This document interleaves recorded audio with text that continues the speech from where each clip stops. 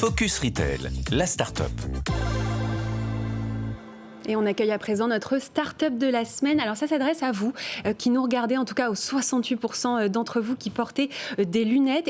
Et c'est dans le cas où vous casseriez votre paire, eh bien Omade a la solution. Bonjour Paul-Éric Robert, vous êtes le cofondateur d'Omade, alors un système qui fabrique des montures provisoires. Alors concrètement, vous réparez des lunettes, enfin non, vous en créez de nouvelles grâce à une imprimante 3D. Expliquez-nous.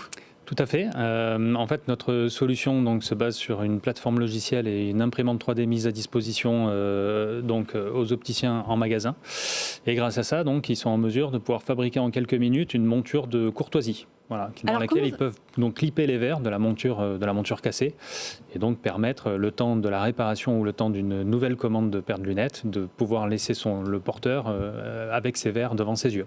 Alors justement, comment ça se passe ? Admettons, Sydney, vous cassez une branche de votre lunette, vous arrivez et comment ça se passe en fait ? Vous enlevez les verres, vous les mettez dans la machine, c'est quoi la procédure ? Voilà, la plupart des opticiens sont équipés d'un palper, qui est une sorte de scanner qui leur sert initialement pour commander des verres. Et nous, on s'appuie donc sur la présence de ces machines qui scannent la forme des verres pour récupérer cette forme qui passe dans notre logiciel qui va construire une monture en 3D de manière automatique autour de la forme de ce verre.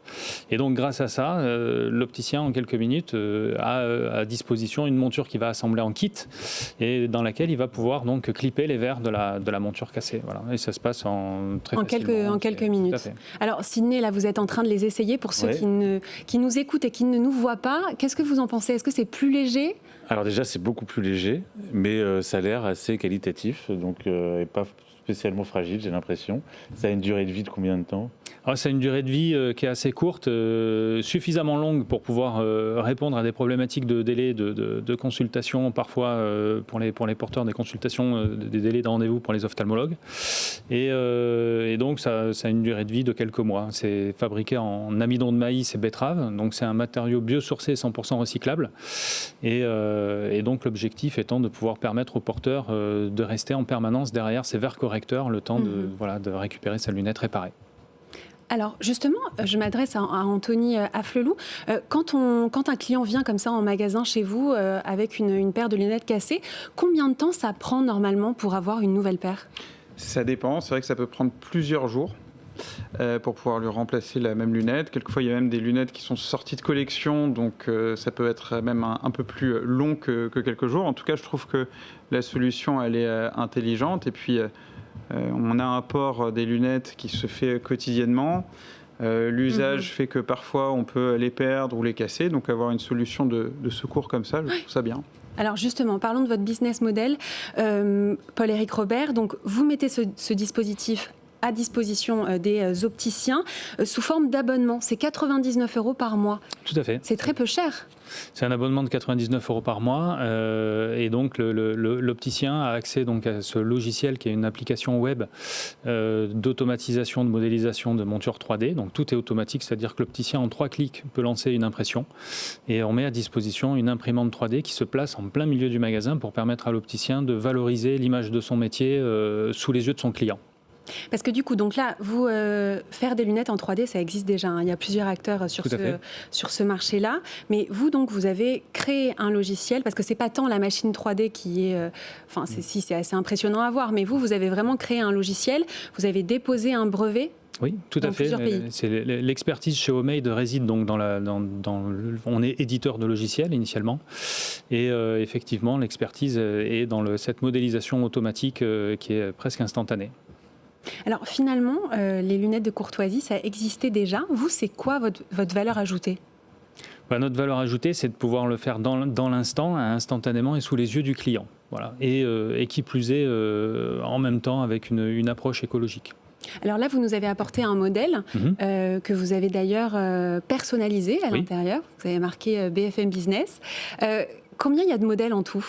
Alors en fait, il n'y a pas un nombre c'est un modèle de unique. modèles.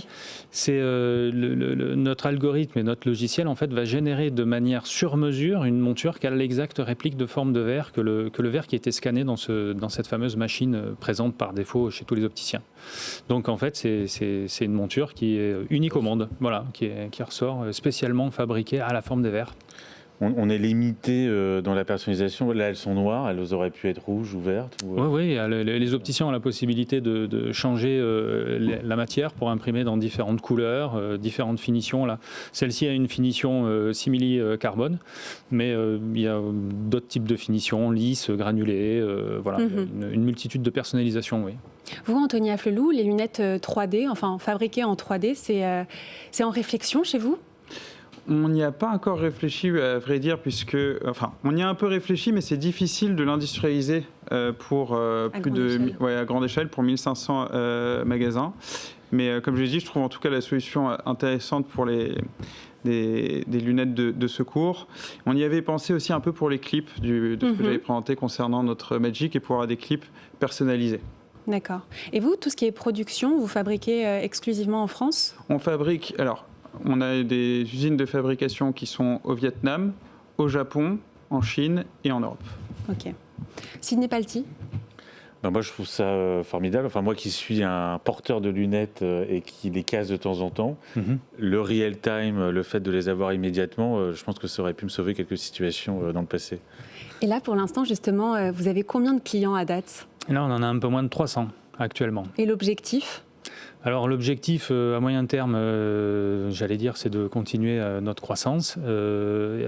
Évidemment, cette problématique est une problématique qui touche également d'autres marchés étrangers.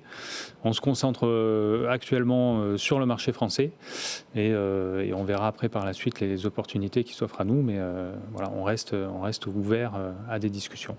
L'objectif, c'est de décrocher, j'imagine, un contrat avec l'un des leaders du marché. Vous êtes en discussion avec certains. On ne va pas les citer, mais il y en a 3, dont un qui est autour de cette table. Donc vous êtes en discussion avec certains ? Oui, nous avons des discussions avec des acteurs de la distribution. Évidemment, tout s'est accéléré parce qu'on a reçu un prestigieux prix cette année au Salon international de l'optique. Voilà, tout à fait. Et cette visibilité, on en est très heureux. Elle nous permet d'avoir une meilleure, d'accélérer un petit peu les choses dans nos discussions avec les acteurs de la distribution. Merci beaucoup.